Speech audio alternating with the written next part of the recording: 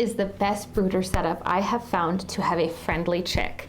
And I say this is a video geared towards people who want chickens as pets because this brooder system goes in your home. This is going to be an area where the chickens are going to be able to interact with you. They're going to be able to see you. This would be somewhere like in your living room or just a common area where there's a lot of activity. The reason I love this brooder system so much is because it allows the chickens to see you, it allows the chickens to interact with you, and it allows the chicks to become acclimated to your family. So having those chicks be able to experience your interactions on a daily basis and to be able to see you really helps to ensure that you have a friendly chick, you have a cuddly chick, you have a chick that trusts you. Everything that I talk about is going to be linked below in the description, so if you're interested in any of the products, please check there. But also know you can find a lot of these products at Tractor Supply. I'm going to go ahead and walk you through how you set up your brooder system, the importance of each aspect, and just the outcomes that I personally have achieved from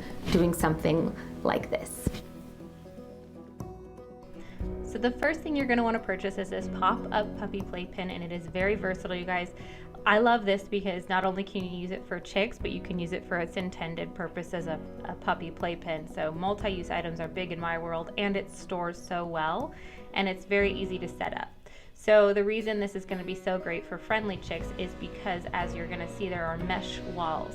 So you're going to put this in a common area. I'm putting it in our front living room, but it's a common area type functionality where they can see you and they can also hear you, and it also allows for a lot of airflow, which is going to be the best case scenario for chickens as well, or baby chicks as well, just because they're going to be getting lots of good fresh air. And then the top feature is what I love too. So in my first brooder systems, I tried out a lot of different varieties. They all had solid walls, and none of them had roofs. So this one has that zip roof so they can't fly out, because these chicks are going to grow so quickly and they're going to be flying all over before you even know it. So having that option to be able to close them in with that mesh zipper lid is really awesome. And again, this tucks in anywhere in your home. I will say this, if you have small children, I have a 2-year-old, so this little zipper system that you're going to see here, the opening of it needs to probably be locked with a luggage lock. I'll link one below. Our son got in there real quick, figured out how to open it, figured out how to get the zipper done, and so just being able to lock those zippers closed is a really good feature.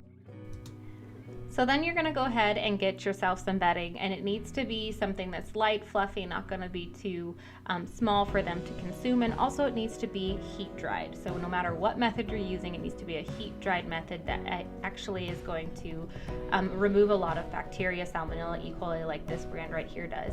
You're going to need to be the one to control the atmosphere and the environment for this chick, because it's not going to be one that's exposed naturally to the elements like a chick raised by a broody hen would be. So you're going to be the one to toe the balance between introducing them at a slow pace to things like coccidiosis, bacteria, and any other kind of thing they're going to be exposed to in the environment. And this is just a great option.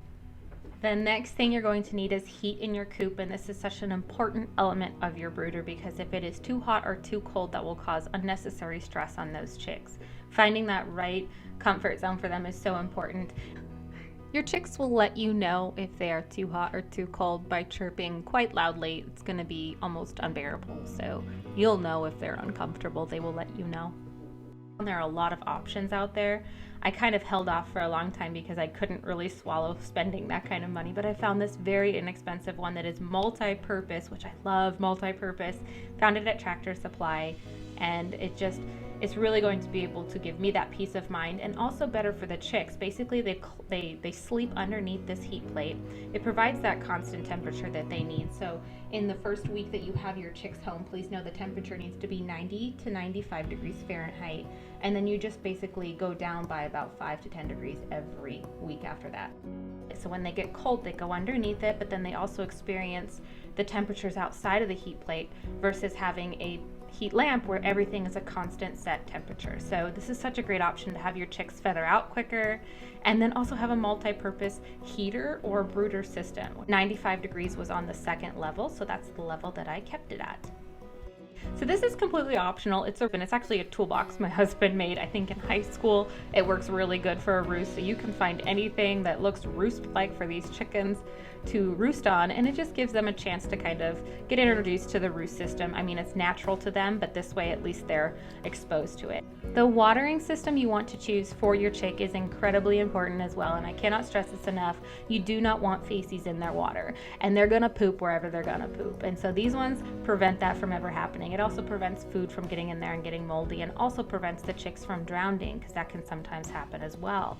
So you do have to introduce them to the water. That when you first get your chicks home, you'll bring their little beaks over and show them where the water source is, no matter which water source you're using. But this just allows them to always have clean, fresh water. All right, and this is their feeder that I use, and it is probably one of the best ones I've seen out there. It's easy to clean. They cannot scratch the food out, so there's not as much waste. I mean, they're still gonna make a mess. These chicks are messy. I think out of all the methods I've tried, really does offer up the best way to save on feed, and then also they can't get in there and poo as much. They're still going to find a way to do it, but it's not as bad as most systems I have found. And again, you'll just take the little chick over and place them in front of the food dish the first time, and it does not take them very long to realize this is where the food is. So I hope you guys are getting something out of this. We truly love having chicks in our home, and it is such an experience to have with your children or for you yourself. I look forward to seeing everybody in the next video of this series, where we're going to talk about immunity boosting water that you can put into your chick's feeder for the first 3 days to boost their immunity and give them the best shot right out of the gate. So I hope you guys tune into that video. I'll link it below, and we'll see you in the next one.